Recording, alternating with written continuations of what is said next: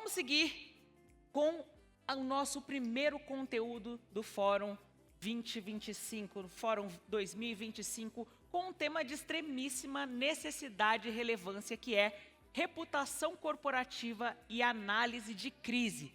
Quem aqui já faz esse trabalho aí de mapeamento em suas companhias? Só levanta a mão. A gente vai estar o tempo todo pedindo a interação de vocês, gente, exatamente para a gente ter um panorama de como está aí o nosso mercado. Já fazem isso? Quem mais faz? Alguém já faz esse panorama de análise de crise na sua empresa? Boa, boa. Então, quem vai nos trazer essa reflexão, essa maravilhosa, que é professora da Escola Superior de Propaganda e Marketing, ESPM, e consultora de gestão de reputação corporativa. Muitos aplausos para Elisa Prado. Vem para cá, seja muito bem-vinda.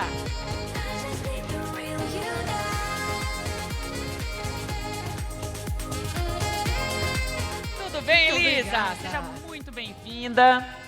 Muito obrigada pela sua apresentação. Estou muito feliz de estar aqui com vocês. Boa, vai arrasar. E estou feliz com a sua energia, porque a gente já chega aqui e fica todo mundo animado, né? Com assim, a vontade de aprender, não é verdade? Isso mesmo, de crescer, evoluir. Parabéns, e você é demais. Obrigada, minha linda. Então, gente, bom dia para vocês. Estou muito feliz mesmo de estar aqui. E nós vamos falar de um tema que eu sou simplesmente apaixonada, que é o trabalho de comunicação, de construção de reputação, de fazer com que as crises, né, quando elas acontecerem, a gente poder estar preparado, pronto para responder. Né? Porque a gente sabe, vocês vivem nessa área de eventos, a área de eventos é aquela coisa assim, o que será? A gente se prepara, deixa tudo muito pronto, arrumado e tal, mas sempre tem aqueles, eu costumo dizer, são os unknowns, né?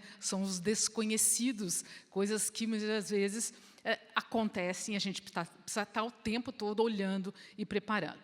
Eu vou passar para vocês aqui um pouquinho da minha história profissional, para vocês entenderem por que eu estou aqui falando sobre isso. Né?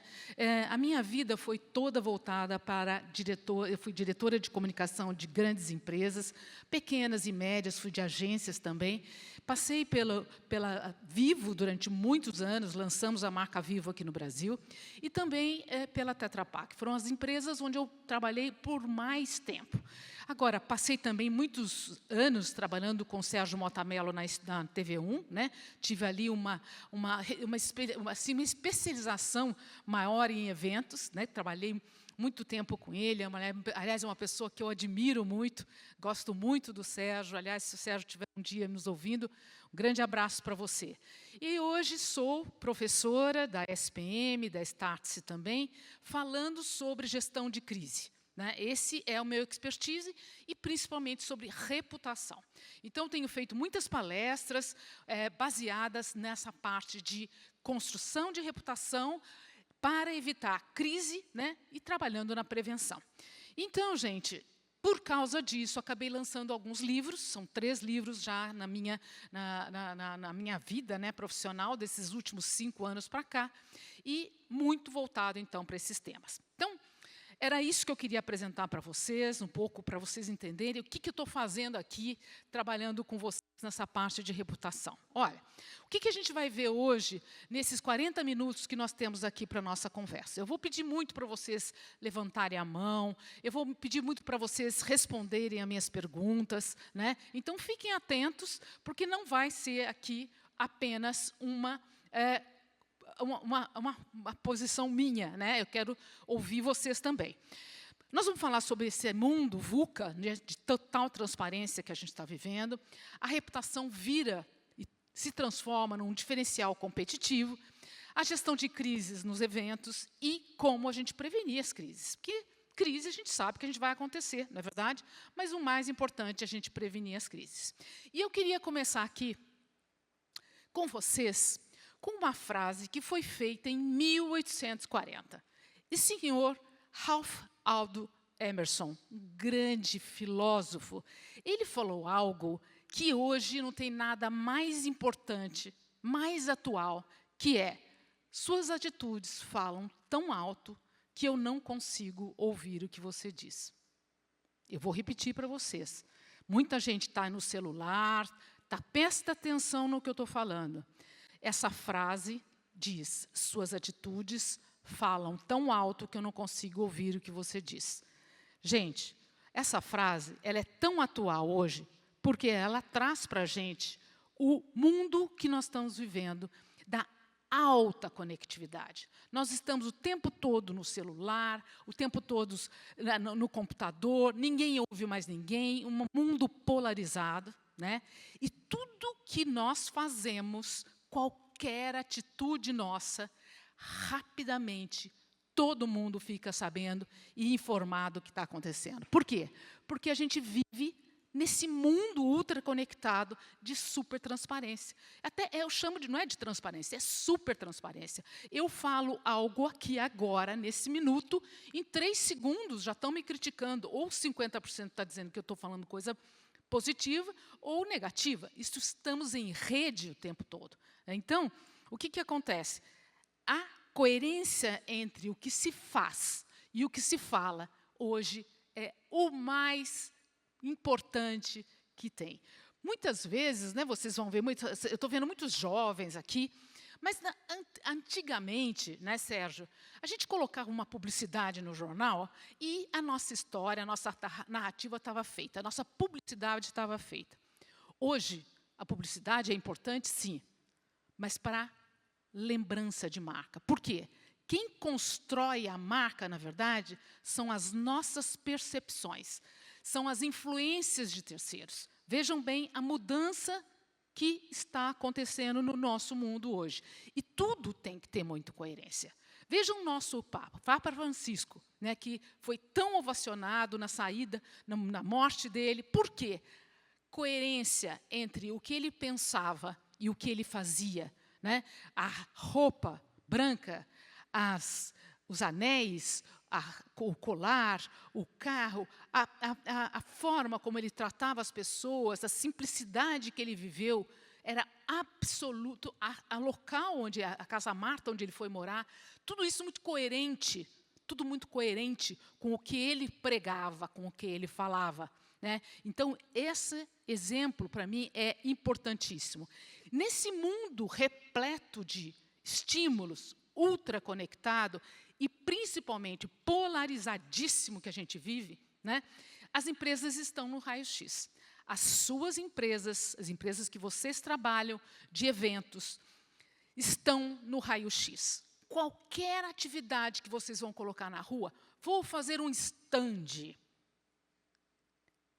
está ali, apesar de que nós estamos totalmente segurados de que aquilo tem total estrutura, pensem em como vocês podem olhar a proteção da imagem e reputação de vocês.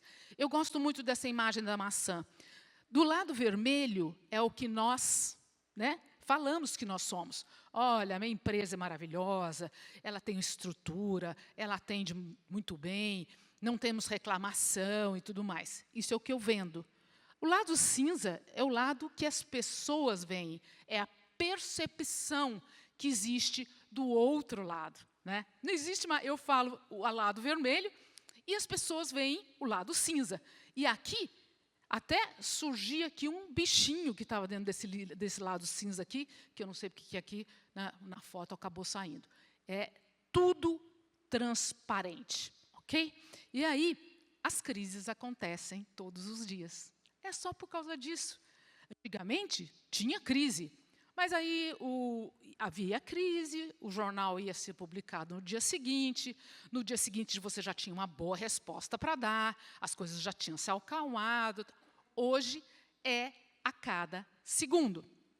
Então, não é sobre se vai acontecer. Ah, meu Deus, será que vai acontecer? Não, é sobre quando vai acontecer. Porque vai acontecer e a gente tem que ter preparado. Então, as empresas não detêm mais essa hegemonia discursiva. Ah, eu falo, você entende e está tudo certo. Não, eu falo, você se posiciona e o mundo me cancela. E aí, então, gente, o que acontece? Marcas muito importantes, todas elas, o tempo todo sendo impactadas. Né? Braskem, Americanas, Bradesco, Carrefour, Vale, Samarco, Itaú, todas. Aqui não tem uma pequena empresa que não tenha sido destruída por uma crise de imagem. Mas não são só as marcas, não. Também são pessoas, são os artistas, são os grandes atletas. O que vocês pensam do Neymar? Qual é a reputação do Neymar hoje? Levanta a mão aqui, eu quero que vocês levantem a mão. Quem acha que hoje Neymar tem uma reputação forte? Gente, mas ninguém levantou a mão. Ah, você levantou a mão. Ok. Pelo menos alguém defendendo o Neymar aqui. Ah, levantou um outro aqui. O que acontece com o Neymar, e eu vou citar esse exemplo, porque ele é importante. Existe uma diferença muito grande entre reputação e imagem. Preste atenção nisso. Reputação, o Neymar construiu sua reputação durante a jornada da vida dele. Veio um grande atleta construindo, trabalhando, sempre sendo ovacionado nos campos, foi um dos maiores atletas aí durante muito tempo. E aconteceu que ele veio, né, caindo. E isso significa que ele teve muitos problemas de imagem. Imagem e reputação tem uma diferença muito grande. A reputação é um histórico, é a jornada, é o caminho todo.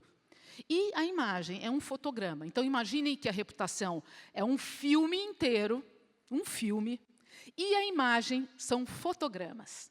Então, eu diria que o Neymar tem uma reputação, porque ele é reconhecido como um grande atleta, porém, com problemas seríssimos de imagem. Cito também, por exemplo, para vocês terem outro exemplo, Pelé.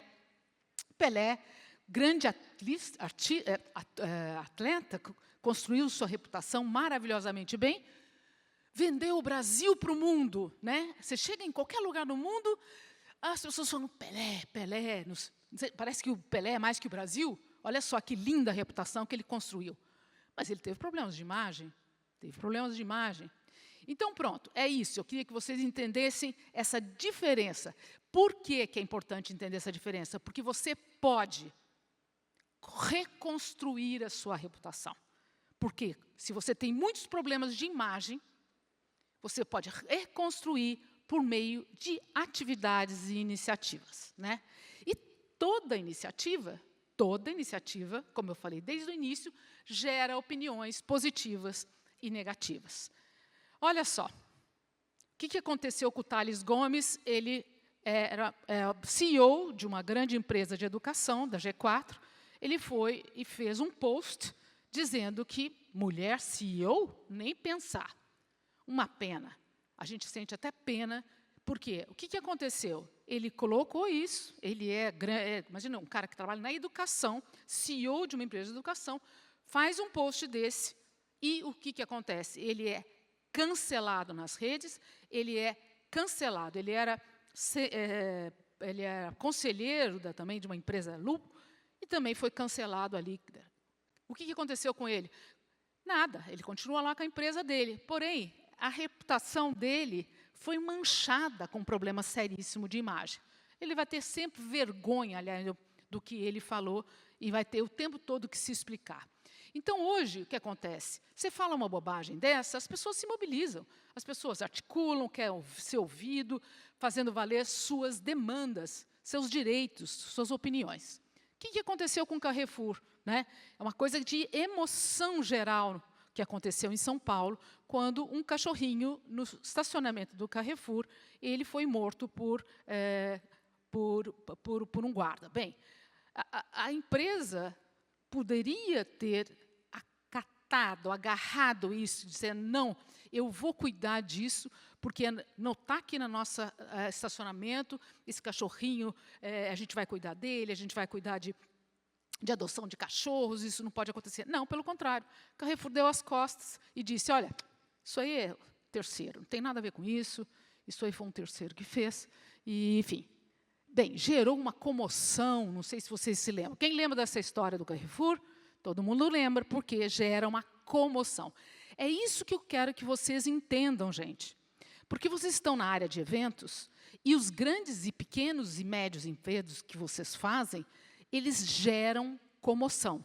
Se há um problema, uma questão, que antigamente ia para o jornal no dia seguinte, hoje as pessoas tomam posição e agridem, cancelam, julgam e fazem da sua empresa um horror. E aí, então, a gente é mais... E agora, com a inteligência artificial, tudo bem. Todo mundo está amando a inteligência artificial. Eu uso muito, adoro, tem me ajudado. Para mim, é um copiloto. Porém, vocês vão ver, com relação à comunicação, o que vai acontecer. Não sei se vocês viram o caso da Farm. Quem viu o caso da Farm aqui? Quem foi impactado pelas malinhas da Farm? Levanta a mão. Ok. O que aconteceu? A Farm simplesmente tem essas malinhas, que são malinhas lindas, que estão ali vendendo por R$1.000 na loja, e veio, por inteligência artificial, a Gisele Bündchen e outras, Anitta, várias outras, chamando as pessoas para preencherem ali um formulário e ganhar a malinha. Gente, vocês não têm ideia do que aconteceu. Não caia no golpe da mala da Farm. Ultimamente, a gente tem sido bombardeado com vários anúncios falando de uma mala de presente, a mala de volta da Farm. Tem vários artistas, Angélica, Anitta, Maísa, todos falando que se você responder a um questionário, você ganha uma mala de bordo de presente. Esse anúncio é um golpe, esse questionário não existe, não tem mala de brinde da Farm. Então, estou fazendo esse vídeo para alertar vocês, porque tem muita gente caindo. Você responde um questionário que aparentemente é uma pesquisa de satisfação da empresa. E depois que você completa o questionário e preenche os seus dados, aparece como se você fosse ganhar uma mala de brinde. E aí você tem que fazer um Pix no valor do frete para você receber a suposta mala em casa. É aí que está o golpe. As pessoas elas ganham o dinheiro através desse Pix que você faz e você não recebe a mala de presente. Então, tomem muito cuidado com esse anúncio e com esse questionário, porque ele não é real. Olha só, e a empresa tem que se revolucionar para atender um chamado como esse, porque as pessoas querem a tal da mala. Milhões de pessoas participaram dessa história. Bem, então, reputação, depois de tudo isso que eu disse, se torna uma grande vantagem, uma vantagem competitiva, como a gente costuma dizer. Warren Buffett, que é um grande homem de investimentos, eu não estou falando de alguém que é filósofo, não. Estou falando de um cara que cuida de dinheiro. Ele fala, você leva 20 anos para construir uma reputação e 5 minutos para arruiná-la. Fiquem com isso na cabeça. E é por isso que a gente vai trabalhar aqui a questão de gestão da crise. E a reputação, gente, ele é um vínculo emocional que se traduz de respeito, admiração, confiança. São sentimentos que a gente tem em relação a algo, a alguma pessoa, a alguma questão. E as percepções elas vão se somando ao longo do tempo, Mas elas podem, como a gente já viu, podem ser desconstruídas. O que forma a reputação de uma empresa? Principalmente, a parte mais importante é a qualidade. A qualidade dos seus produtos e serviços, a qualificação dos empregados, qualidade do atendimento ao consumidor. Eu acho isso importantíssimo, o quanto é a experiência que você tem com o seu consumidor e, obviamente, a questão da liderança empresarial. E aí, o que realmente constrói essa reputação? Em primeiro lugar, é aquela maçã. Alguém lembra da maçã que eu mostrei aqui? Levanta a mão. A maçã que eu mostrei aqui é o que constrói a reputação.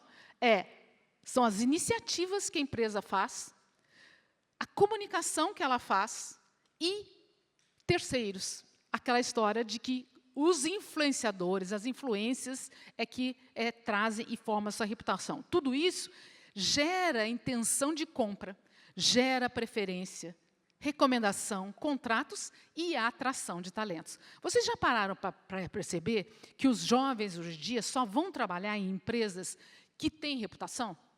Para atrair talento, você precisa ter reputação. Eu fiz esse último livro, eu entrevistei 12 CEOs das empresas de maior reputação no Brasil. E a pergunta que eu fiz para eles é o seguinte, senhor, o que te tira o sono todas as noites? E, unânime, eles responderam, atrair talentos. E se a maior preocupação hoje é atrair talentos, e vocês sabem disso, vocês estão sempre contratando gente o tempo todo, atrair talentos é a questão. E, para atrair talentos, você tem que ter reputação. E aí, gente, o que pode destruir a reputação? Vamos lá. Agora é a palavra-chave. O que pode destruir a reputação de uma empresa? Uma crise com má gestão. Isso pode destruir. Algo que acontece quando você está montando um evento e que acontece um desastre, né? Isso realmente pode destruir a reputação disso. E o meu tempo aqui com vocês, não é... Eu estou chegando aqui nessa questão da importância da reputação, da gente prevenir e tudo, para a gente chegar aqui, ó. Como é que a gente pode evitar que esses problemas aconteçam? É simples? Não, é complexo. Mas, primeiro, o que é uma crise? Né? A gente, normalmente, tem um problema aqui, uma pessoa falou mal, isso já vira uma crise. Não, uma crise, gente, é quando coloca pessoas sob risco. Então, tenham em mente que sempre tem alguém sob risco. Coloca em perigo os ativos financeiros de uma empresa, atrai escrutínio da opinião pública, né? Começam a falar, começam a discutir as questões e tem potencial para escalar para fora. Isso é uma crise. E, principalmente, o que acontece? Quem já viveu crise aqui dentro da empresa? Levanta a mão. O que acontece? Para mim, essa aqui, gente, é emoção à flor da pele. Vocês perguntaram o que é crise? É pura emoção. É uma bateção de cabeça. Ninguém sabe para onde ir, o que falar. Mas o que eu, como diretora de comunicação de grandes empresas, a vida toda, o que eu mais escutava? Não, isso aí é o jornalista que está sendo comprado. Ele foi comprado e ele está falando mal da nossa empresa. Não, vai embora lá, fica quieto, não fala nada. Ou, a melhor resposta é a que não se dá. Não vamos nos pronunciar a respeito. Ou, usa lá seu relacionamento com a imprensa e acaba com isso. Algumas frases que eu coloquei aí para vocês. No ideograma chinês, né, risco quer dizer perigo e oportunidade. Olha só que legal. Isso significa, e o nosso grande mestre Churchill já dizia, recomendava-se nunca desperdiçar uma crise. Vocês vão falar, poxa, Elisa, mas como assim a gente não desperdiçar a crise? Não é tão ruim? Muitas vezes pode trazer muitos benefícios para a gente melhorar a nossa forma de trabalhar, o modus operandi, trabalhar a comunicação, olhar para isso como realmente uma oportunidade. Porque na hora H, o que acontece? Muito desconhecimento do que está acontecendo. Né? Essa bateção de cabeça que acontece na hora da crise é porque as pessoas não estão preparadas para esta crise. Vocês já lembram que quando a gente tem, nos prédios que a gente trabalha em São Paulo, normalmente a gente tem as coisas de incêndio, né? Todo mundo vai, desce as escadinhas direitinho, devagar, sabendo quem é a pessoa que é responsabilizada pelo incêndio e tal. Isso é treinamento, e é o que a gente tem que fazer para crises dentro da empresa. Então, digamos, vocês têm uma empresa, dentro dessa empresa vocês fazem pequenos, grandes eventos, ou participam de... Pensem a cada evento que vocês forem fazer, dar um passo para trás e pensar o que pode acontecer de bom e de ruim. Isso significa gestão de riscos. Quais são os riscos que nós corremos com este evento? Porque, gente, na hora de uma crise, o ser humano, ele quer fechar os ouvidos, fechar os olhos e a boca. Ele não quer falar, ele quer fugir da situação. E isso não é se preparar para uma crise. E aí, quando acontece, principalmente no mundo que a gente vive hoje, você tem que agir muito rápido. Porque também, como antigamente, você tinha um dia para responder aqueles veículos de comunicação. Agora você tem, no máximo, 1 hora para dizer qual é o seu posicionamento. Então, em primeiro lugar, analisar rapidamente a situação. Em segundo, definir quais são seus objetivos e estratégias. Como é que você vai agir? Em terceiro lugar, a questão do... Desculpa, está aqui errado. Criar o posicionamento oficial e depois comunicar. comunicação é a última coisa que nós vamos fazer depois de analisar realmente o que aconteceu. Eu quero voltar a esse caso de Paris, 2024. Eu acho importante a gente voltar aqui. Houve, né, como vocês todos viram, uma polêmica gigante com relação à Santa Ceia. Quem viu a polêmica da Santa Ceia, levanta a mão.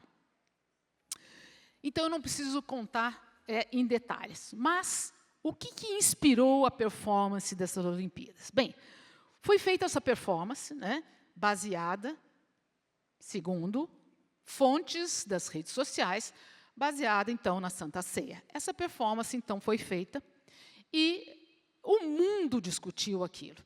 O mundo passou a julgar a performance e as Olimpíadas passaram a ser discutidas menos do que a Santa Ceia. Vocês se lembram disso? Tudo nas redes sociais se baseavam no por quê? Porque era uma questão religiosa e tinha muito a ser discutido ali. E aí, então, a pintura feita, no final das contas, ela foi feita pelo italiano Giove Bellini, ele foi feito lá com relação às festividades dos vinhos e tudo mais, né? E não tinha nada e muito a ver com a questão da Santa Ceia. Porém, é aquela questão que eu contei para vocês, percepção. A percepção é mais importante que a realidade hoje em dia. Pensem nisso, a percepção é mais importante que a realidade. O posicionamento do Joly, que foi o diretor de arte de tudo isso, ele disse, a ideia era fazer uma grande festa pagã ligada aos deuses do Olimpo, né? E disse, aspas dele, você nunca encontrará em meu trabalho qualquer desejo de zombar ou difamar.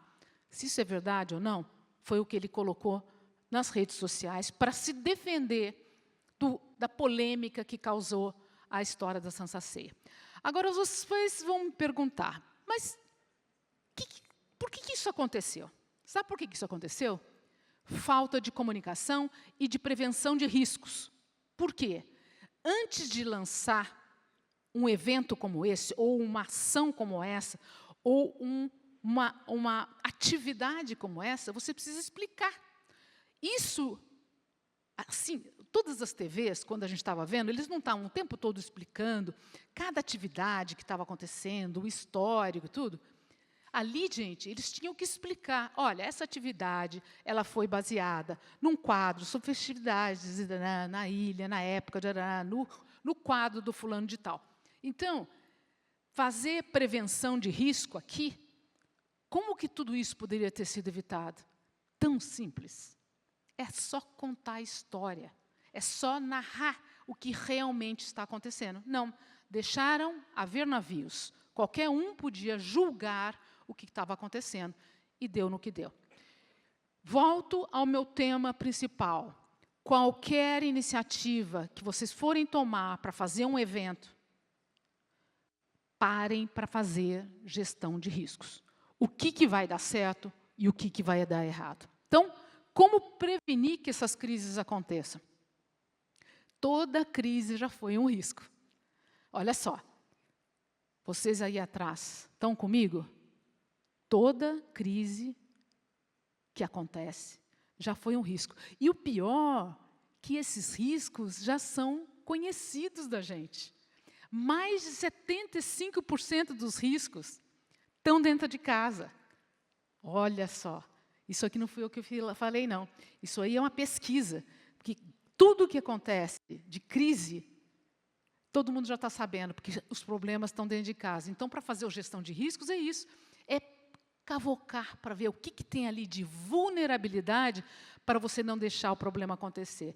Então, por exemplo, questões ambientais, você vai fazer um evento. Nós temos o World Economic Forum, diz que os maiores riscos que existem no mundo são 2, nos próximos 2 anos. Primeiro, questões climáticas. Segundo, desinformação. Se isso é o maior risco que você pode... Eu vou fazer um evento na praia de Copacabana, né? Como foi feito de Lady Gaga agora. Se questões, né, climáticas são as mais importantes, vamos parar para prestar atenção nisso. Imagine a gestão de risco que foi feita para fazer esse evento na praia de Copacabana da Lady Gaga, né?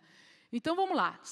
Todas essas, coloquei aqui para vocês, podem até fotografar, porque isso aqui precisa ver todas as vezes que vão construir um evento, fazer uma ação, parem para pensar em todos esses riscos aqui. Existem outros, obviamente, que muitas vezes você não consegue ver, mas pelo menos você se prepara para todos eles, né? E faz um plano de prevenção de risco. Para que serve esse plano?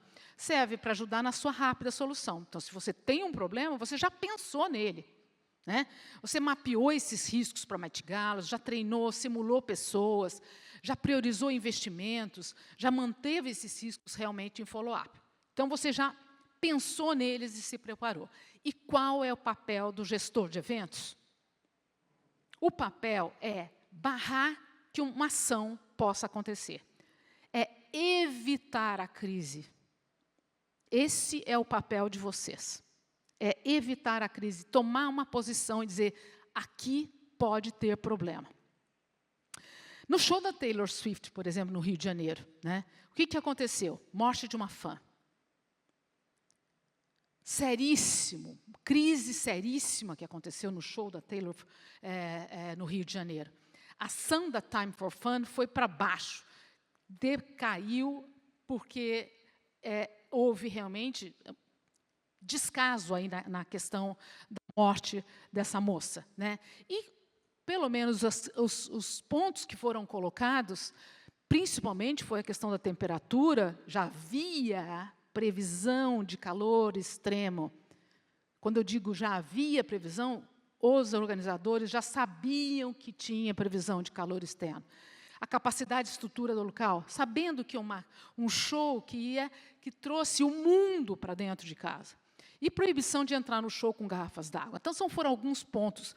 Eu coloquei aqui 3, mas outro dia, numa aula que eu estava dando, já tinham 12 pontos que poderiam evitar a crise que aconteceu no show da Taylor Swift. Então, eu coloco esse exemplo para vocês para dizer o seguinte, nada do que aconteceu podia ter sido, tudo podia ter sido evitado. E aí, enfim, gente, dicas importantes. Use seus 3 Cs. Comunicação, conte sempre sua versão. Não deixem que os outros falem por você. Quando tiver uma crise, pensem, eu tenho a história, a narrativa. Porque se você não conta a sua história, alguém vai contar. Muito cuidado. Demonstrar respeito pelas pessoas, pedir desculpas quando necessário. E controle, mostrar que você está no controle da situação. Não deixar para os outros, não terceirizar. Aquele caso, por exemplo, do Carrefour, não dá para terceirizar. E o mais importante disso é que comunicação é crucial. Se você, então, não contar a sua história, alguém vai contar e vai tomar conta dessa narrativa. Eu queria dar um exemplo para vocês. Eu trabalhei, como eu disse a vocês, muito tempo na Tetra Pak. E eu cuidava de todos os eventos da empresa durante muitos e muitos anos. E um dos eventos que nós fazíamos era a FISPAL. Alguém aqui sabe, a FISPAL é gigante, a gente fazia um evento dentro de um stand de 2.000 metros quadrados dentro da FISPAL e outro de 2.000 metros quadrados fora da FISPAL, ali no estacionamento, para receber pessoas, para receber clientes, amigos, governos e tudo. E isso era sempre algo que a gente fazia anualmente, né? E, num determinado ano, nós estávamos ali com... né, já tínhamos servido 2.000 pessoas ali dentro do stand interno, e nós tínhamos, então, um show maravilhoso para acontecer no stand externo à noite. Durante a tarde, todos os clientes ali no stand interno e tal, começou uma chuva, ventos de 150 quilômetros, e aquela tenda, né, que estava esperando um grande show, ela teve um abalo. Bem, e os técnicos, os arquitetos todos, chamei os arquitetos e falei, vamos então avaliar essa tenda, né? E avaliaram a tenda, disseram, olha, tem um pequeno problema aqui de estrutura, mas tudo bem, dá para a gente fazer o evento à noite. E aí nós avaliamos com outro engenheiro. E ele disse, olha, se houver mais uma chuva como essa, ou mais um vento como esse, nós podemos ter problemas. Bem, só para resumir o caso para vocês, 2.000 pessoas que estavam no nosso stand, né, com um show importantíssimo que ia acontecer à noite, eu cheguei, tinha que tomar a decisão, cheguei para o nosso presidente e disse, eu tenho aqui uma questão, reuni todo o time, né, e devemos, então, entender o que nós vamos fazer com relação ao evento à noite. Um evento que tinha custado caríssimo, com artistas de fora, que tinha custado uma bala. E eu cheguei, sentei assim numa mesinha, trouxe lá o presidente na mesa, sentei assim e disse, olha, os arquitetos disseram isso, os engenheiros aquilo, podemos ter, a previsão do tempo é sim, a gente ter mais chuva, talvez não mais vento, mas nós temos aí um problema na estrutura e eu quero decidir com você o que nós vamos fazer. E eu achei muito interessante, eu quero deixar essa lição para vocês. Ele olhou para mim com a cara mais de paz na vida e disse, você tem dúvida? Eu falei, eu tenho 2.000 clientes aqui, eu tenho uma banda que veio lá da PQP aqui, que me custou não sei quantos milhões de dólares. O que eu faço com isso? Ele disse, manda todo mundo embora, está fechada, não tem evento. Não tem evento. Eu falei, é isso mesmo? A segurança está em primeiro lugar. Eu conto essa história para vocês porque eu vivi isso. O presidente chama-se Paulo Nigro. Ele é um grande empresário e é muito importante a gente dizer isso, porque mostra a responsabilidade. Eu poderia ter eu jamais tomaria uma decisão sozinha, sem uma pessoa como essa, mas eu imagino que muitos de vocês vão ter presidentes que vão dizer, toca pau e vamos lá. Tá? Então, isso é prevenção de crise. Isso é prevenção de crise na lata. Não deixar que um problema aconteça. Imaginem vocês, todos os clientes do setor de alimentos do Brasil, naquela tenda, 2.000 pessoas com aquela tenda abaixo. Bem, onde há vácuo de informação oficial, instala-se desinformação, mina-se a confiança e florescem oportunidades.